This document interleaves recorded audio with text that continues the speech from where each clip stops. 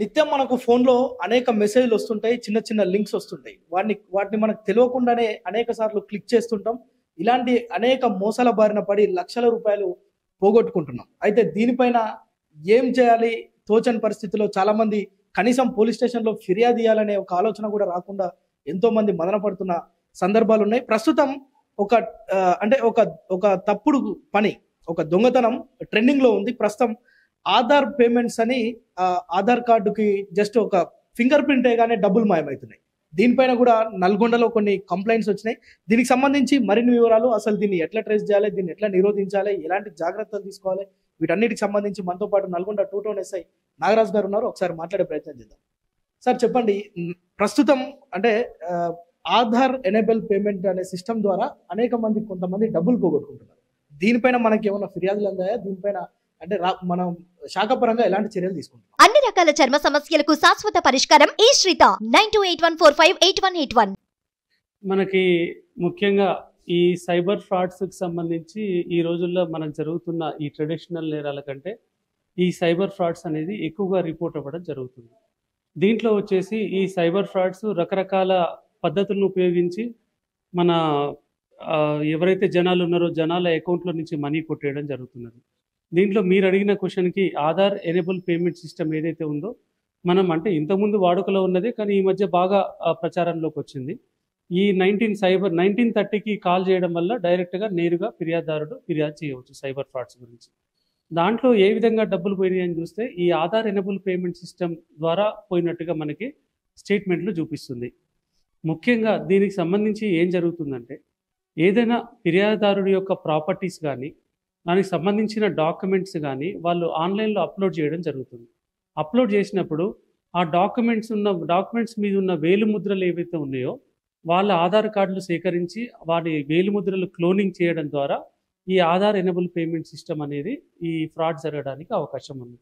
దీన్ని ప్రివెంట్ చేయాలంటే పెద్దగా ఏం లేదండి, మనం మీ సేవా సెంటర్కి వెళ్ళేసి మన బయోమెట్రిక్ సంబంధించి దాన్ని లాక్ చేయించుకోవాలి. లాక్ సిస్టమ్ ఉంటుంది, దాన్ని లాక్ చేయించుకుంటే బయోమెట్రిక్ లాక్ సిస్టమ్ అని చెప్పేసి ఉంటుంది. దాన్ని లాక్ చేయించుకుంటే మ్యాక్సిమం ఈ ఫ్రాడ్ని నిరోధించడానికి అవకాశం ఉంది. అంటే ఈ లాక్ సిస్టమ్ అనేది ఎక్కడెక్కడ చేయొచ్చు సార్? మనం ముఖ్యంగా మన మీ సేవా సెంటర్స్ ఉన్నాయి కదండి, ఈ సేవా కేంద్రాలు, ఆథరైజ్డ్ ఈ సేవా కేంద్రాలు ఏదైతే ఉన్నాయో అక్కడికి వెళ్ళి చేయించుకోవడం బెటర్.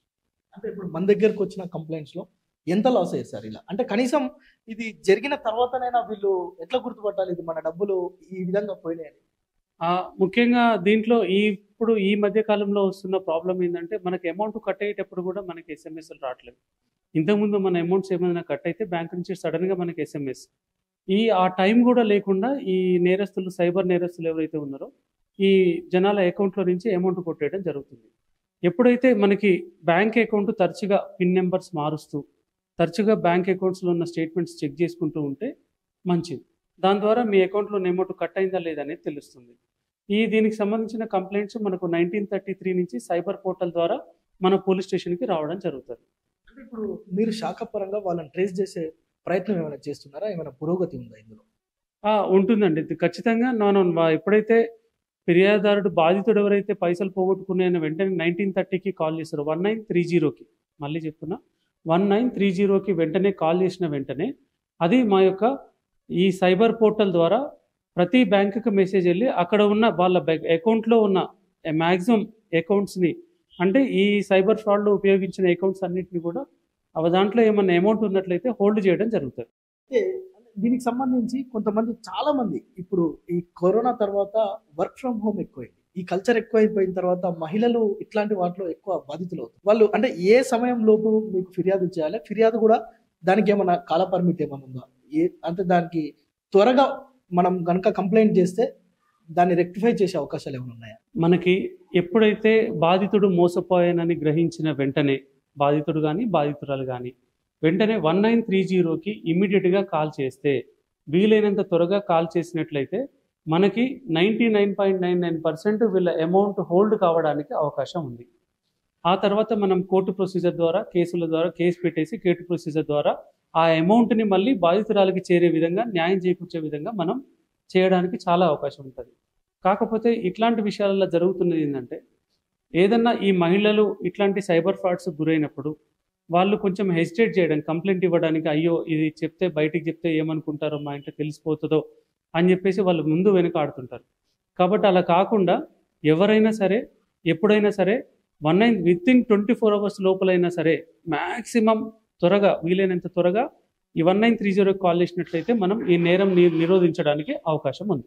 మళ్ళీ పోయిన అమౌంట్ కూడా వెనక్కి రావడానికి అవకాశం ఉంది. సో ఇది ఆధార్ ఎనేబుల్ పేమెంట్ సిస్టమ్. మనకు తెలియకుండానే అక్కడక్కడ మినీ బ్యాంక్స్ అని ఇతరత్ర సెంటర్లలో మనం ఆధార్ కి సంబంధించి మన ఫింగర్ ప్రింట్ వేయగానే మన అకౌంట్ లో ఉన్న వేల రూపాయలు, లక్షల రూపాయలు సైబర్ నేరగాళ్ళు కొట్టేస్తున్నారు. అయితే ఈ విషయాన్ని గ్రహించిన ఖాతాదారులు కానీ, బాధితులు కానీ, ఎవరైనా సరే, మహిళలైనా వృద్ధులైనా ఈ విషయం తెలిసింది, నీ అకౌంట్ లో నుంచి నీ ప్రమేయం లేకుండా డబ్బులు కొట్టేసిరు అనేది గనక మన గమనంలోకి వస్తే వెంటనే 1930 ఇది సైబర్ నేరగాళ్ళకు సంబంధించి పోలీసులు చాలా అలర్ట్ గా ఉండే ఒక నెంబర్. ఇది 1930కి ఫిర్యాదు చేసిన వెంటనే వారు బ్యాంక్స్ కి మన బ్యాంక్ అకౌంట్ నుంచి ఎక్కడికి ట్రాన్స్ఫర్ అయ్యాయి అనే వివరాలను తీసుకొని అమౌంట్ని అక్కడే వాళ్ళు ఫ్రీజ్ చేసే అవకాశాలు ఉన్నాయి.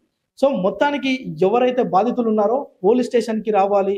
ఇక్కడికి వస్తే ఎవరేమనుకుంటారో, ఒకవేళ మహిళలు అయితే ఇంట్లో వాళ్ళకు కూడా చెప్పుకోలేని పరిస్థితులు ఉంటాయి. సో ఇట్లాంటివి కాకుండా ఒక టోల్ ఫ్రీ నెంబర్ ఉంది, 1930. ఈ నెంబర్కి కాల్ చేయగానే ఇమ్మీడియట్ గా మన వివరాలు అనేది పోలీసులకు చేరుతుంది. అక్కడ మన అకౌంట్ లో నుంచి డబ్బులు ఎక్కడికి వెళ్తున్నాయి, ఎవరు దీన్ని కొట్టేసిరు అనే వివరాలు వాళ్ళకి తెలిసిపోతుంది. దాన్ని ఫ్రీజ్ చేసి మళ్ళీ మన అమౌంట్ రికవరీ చేసే అవకాశాలు ఉన్నాయని ఎస్ఐ చెప్తున్న పరిస్థితి ఉంది. అయితే దీనిపైన ప్రజలు మాత్రం అప్రమత్తంగా ఉండాలి. ఖచ్చితంగా ఇలాంటి నేరగాళ్ల పట్ల కొంత జాగ్రత్త కలిగి ఉండాలని చెప్పి చెప్తున్నారు. కెమెరామ్యాన్ సాయితో ప్రేమ్, సుమన్ టీవీ, నల్గొండ.